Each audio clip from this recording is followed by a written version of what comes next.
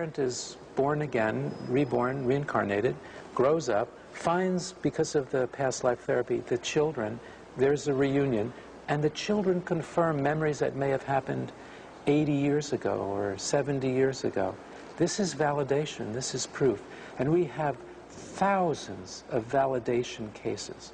I'm not even talking about the healing cases, but thousands of confirmed, validating cases. This is not imagination. Is it common that someone's soul, someone that is very close to us, mother, son, maybe their souls are close to us also in other lives? Yes, I find this pattern a lot. We call it families of souls. The relationships may change. For example, your grandmother may die, and she may be born again as your grandson or as your son or something like that, or could be best friends, could be siblings. We travel together through time with many of the same souls, even though the bodies change and the relationships change. What are the main diseases or emotional disturbs or psychological problems that could have a cure through past life therapy? Phobias are the most easily treated. For example, if you were thrown off a castle wall in the 15th century, and now you have a fear of heights, this will disappear when you remember the ancient lifetime, because you know it was then, not now. So any phobia, fears, anxieties, depression, but also psychosomatic illnesses, pain, disease. There's a very interesting and important case, I think, in the new book, Same Soul, Many Bodies, about a very famous person in the United States who had severe back pain. She had it because of cancer and surgery, radiation, deterioration of the vertebrae, the spinal discs. 17 years, every day, severe pain. She had to take strong medicine that she wouldn't take during the day because she needed her mind clear, but she had to take it at night to sleep. When she remembered an ancient trauma 2,000 years ago in Jerusalem, and she had a healing in that life. She was a man, and she had a healing in that life. At that moment, in the current time, this happened in New York, her back pain disappeared. It was 3.5 years ago. She hasn't had one more day of pain. She stopped taking her medicine immediately. She was treated at Sloan Kettering Hospital, a famous cancer hospital in New York City. The x-rays are different. The bone is regenerating. The spinal discs are regenerating. And her hair, because she's in her early 60s, has been growing in gray, like mine, but even more. And she was having it colored. But now her hair started growing in black, as when she was younger, after this experience. It was so profound that it even changed the color of her hair. Her hair colorist thought she was cheating on him, that she was seeing someone else. But no. So it's used for physical symptoms, for pain, for helping the immune system, in addition to these psychological disturbances. If you have all these benefits, why these techniques aren't more used? Do you think there is still a resistance in medical area? There is. I train therapists from all over the world now, about 200 every year, to use past life regression and future progression in their practices. And they sell out every year. Not enough spaces for the people. So there's less resistance. But there is, because it's new. There was resistance to psychoanalysis for many, many years. There's always a resistance to new techniques because it's unfamiliar. Who can command a regression section or a past life therapy? A person has to be a doctor, a psychiatrist, in your opinion? Well, that's a very interesting and complicated question. Because, for example, in Brazil, many people who are not therapists are doing this work too, and they may be excellent. I don't know them. But I prefer that people who do this are trained as therapists. Does not have to be a psychiatrist, can be psychologist, or in the United States we have other designations of therapists. But it's usually 2 or 3 years of postgraduate training in therapy. For example, social workers, or marriage and family therapists, or mental health therapists, and that's okay too.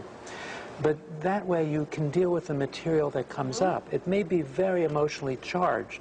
People may have lots of important emotions, and the therapist is already trained how to integrate this, how to analyze, how to interpret. So I think that it's better to have training as a therapist. You'll do a more complete job. But I understand that many people who are not therapists are doing this work also. And this can be dangerous. It's not dangerous, except if a therapist keeps pushing, because the untrained therapist. The subconscious mind of the person is very protective. It won't let things come up that are going to cause too much anxiety or stress. It won't happen. But if you're in normal psychotherapy, you have emotional memories. This is part of the therapy. We want that. It's called catharsis or abreaction. And so the untrained therapist may not know what to do with that. And it can be not dangerous, but the person may leave with stress and then have to go see a therapist. So why not go to the therapist in the first place if you want a past life regression or a future progression? So is it safe to be hypnotized? Yes, hypnosis is very safe because hypnosis is just relaxed, focused concentration. When you're reading a good book and you don't hear the traffic noises around you, that's hypnosis. It's focused concentration in the relaxed state. You can open your eyes at any time. You can end it at any time. You're always in control. If you're at the movies and you don't hear the people eating popcorn next to you, that's hypnosis, a light state. So I take them deeper, but they can end it at any time. But can anyone be hypnotized and go to past lives, or there is a percentage that will never get this? There's a percentage that will never be hypnotized, about 15%. They cannot concentrate, or they have Alzheimer's or dementia or Why? Psychosis because of these illnesses. Or some people are afraid. They're afraid, I'm giving up control to the therapist. They're not. You never give up control. It's just concentration. So they may block it mentally. But I can tell you that about 85% of people can be hypnotized. Of that group, 2/3 of people in general have past life memories, can have past life memories. So that's a lot of people. As I travel through Brazil, sometimes in the past I've done workshops. 2/3 of the people in the audience have past life memories. You know, the belief in reincarnation in Brazil is different from in the United States. In the United States, in a Gallup survey, about 1/3 of people believe in reincarnation in past lives. But in Porto Alegre one time, I was in Rio Grande do Sul, and we did a survey of the entire state. And in Rio Grande do Sul, 2/3 of people believe in past lives, the opposite of the United States. So I know Brazil, because it's so spiritual, is very open-minded to these concepts. How can meditation help this process? Someone can go through a past life by himself?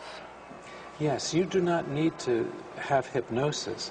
People have it all the time through meditation, which is similar technique. And this is used a lot in India and countries in the East. The Buddhists? Yes, Buddhists and Hindus, they remember past lives through meditation. I read in your website that you are not accepting patients at this time. Is it true? Why? Yes, it's true, because the waiting list for me is 5,000 people. So I'm never going to see that many people in this life. So I can't, it's too much. So there's no sense of accepting new patients because the waiting list will never be short enough in this life. So I've decided to train for 2 reasons. One, because not everybody can see me. 2, I can teach other people to do these techniques. It's not so difficult. I don't do anything that's magical or special. What can you describe? What are your main techniques, or how it works? I put people into the deep state, like hypnosis. I can do that very quickly or over a longer period of time. People then go into this deep state. The memory is enhanced. They're not sleeping. They're just in this very deep state of relaxation. And then I take them back in time. I say, I'm going to count backwards from 5 to 1. Then you will go to your childhood. And they will. They'll have memories. Or in utero, in the womb.